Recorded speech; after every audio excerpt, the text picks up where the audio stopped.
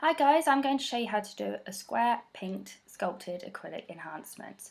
First I'm going to push the cuticles back, and that's going to reveal more of the nail plate and remove any dead skin off the nail.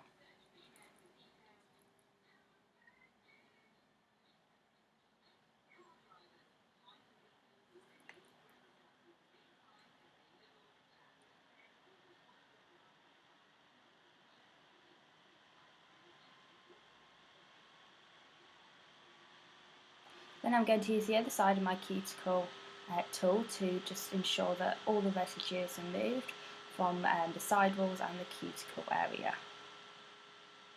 This is going to allow for better adhesion of the acrylic enhancement. I'm now using a 180 file, and I'm just lightly buffing over the natural nail just to remove the shine. As you can see, I'm not hacking away at it, I'm not taking chunks out of there, I'm just gently removing the shine. I'm ensuring that I only file one area once, and I'm not going over areas again because I don't want to cause any damage to the natural nail. I'm then dusting off the excess dust.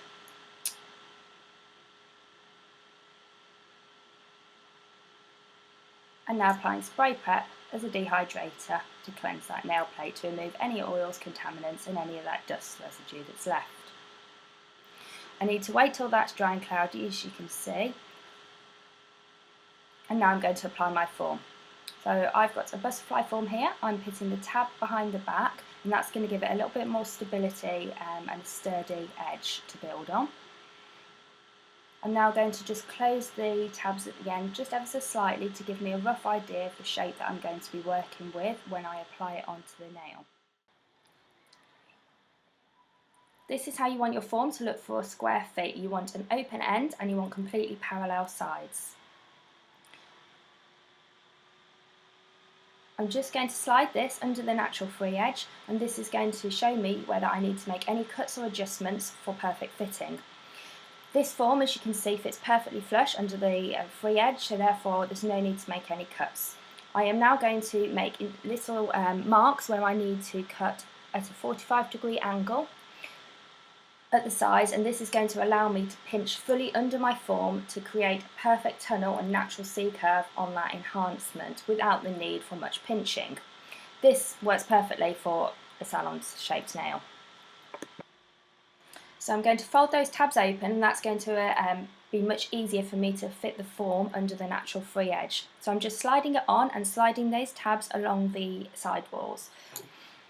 As you can see, for a square enhancement, the form fit needs to be absolutely parallel straight with the finger, as you can see from my brush. This is going to give you a much better base to work on, and if the base and foundation is correct, your whole structure will follow. I'm just ensuring that all parts of the form are tucked neatly under that natural free edge, because if these are sticking out, this will affect your enhancements. So you can see this form fit. The form is absolutely parallel straight against the finger, and it has got an open end. I'm now going to apply 2 coats of acid-free primer. This acts like a double-sided sticky tape, and this personally I find gives the best adhesion for me. You need to be careful that you don't flood the cuticle and the side walls to avoid overexposure to your clients. If you use too much primer, this can also affect adhesion. This acid-free primer, does stay sticky. Again, I'm just tweaking any little bits that are sticking out over my form. It's really important that you do take your time with this step and ensuring that your form fit is perfect, because if the foundation isn't correct, everything else will not follow.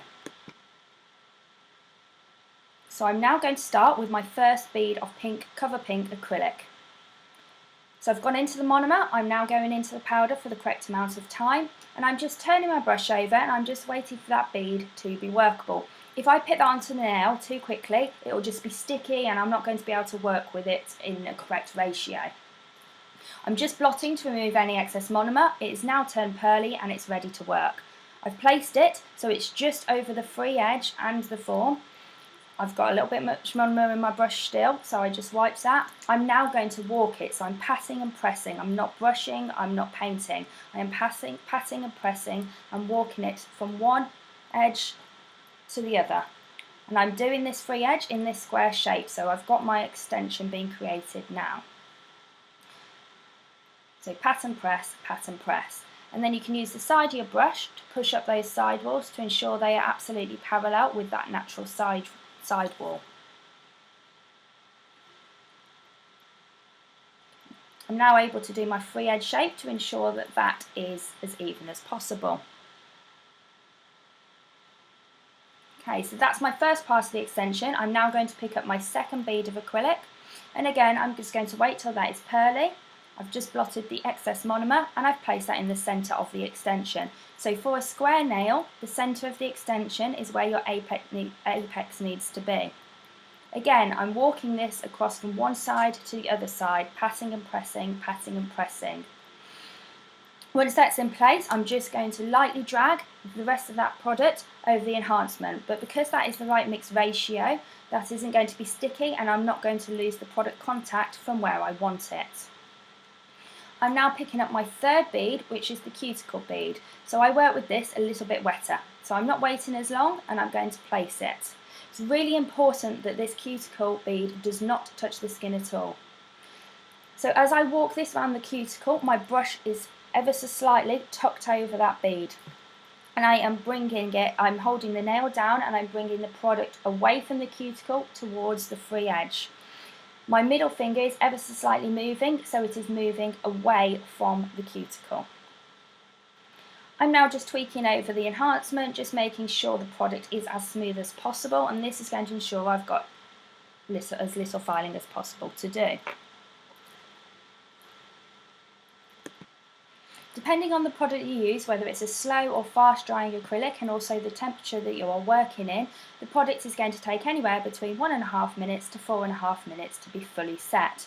Before this time, but while the product is not still pliable, we are going to pinch the enhancement, and that is going to give a much more slender nail enhancement, and also it's going to give a deeper C curve for more aesthetically pleasing nail enhancement.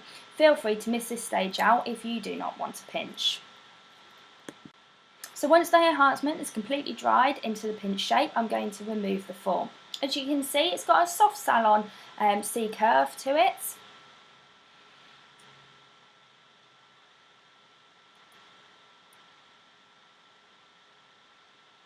And I'm now going to file this enhancement into shape. I've got a 180 grit file, a 150 grit file, and also a buffer. So I'm going to use my 180 near the skin and the sidewalls to avoid cutting that client. I start with a 180 grit file on the sidewalls, and I start at an angle and rock my way up to ensure that both sides are completely parallel. I then file the free edge to ensure that's straight, and using a 150 grit file, I'm going to do one side and the other side, so we've got perfect symmetry. I'm now using the 180 file to just refine over all the areas that I've already filed, just checking that, again, the whole nail enhancement looks symmetrical.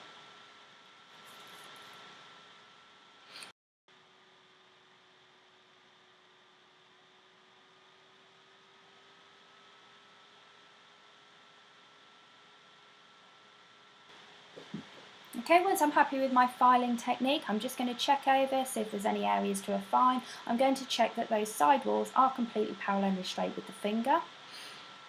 And I'm also going to check the barrel view at that C curve just to check that it's completely symmetrical all over. I'm now going to refine with a buffer, and this is going to remove any file marks, ridges, and this is going to allow for a smooth application of either gel polish or top coat.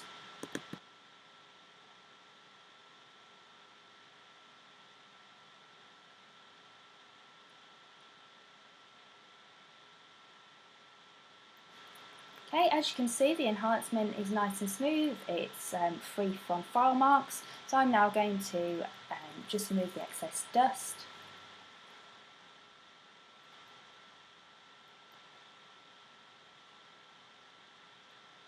I'm now going to use some spray prep again to remove any residue of excess dust to allow for either a gel polish or top coat application. I'm going to use a shiny top coat with a tack-free layer that cures in the LED lamp for 30 seconds. I'm just going to apply this smoothly, again avoiding the cuticle and the side walls.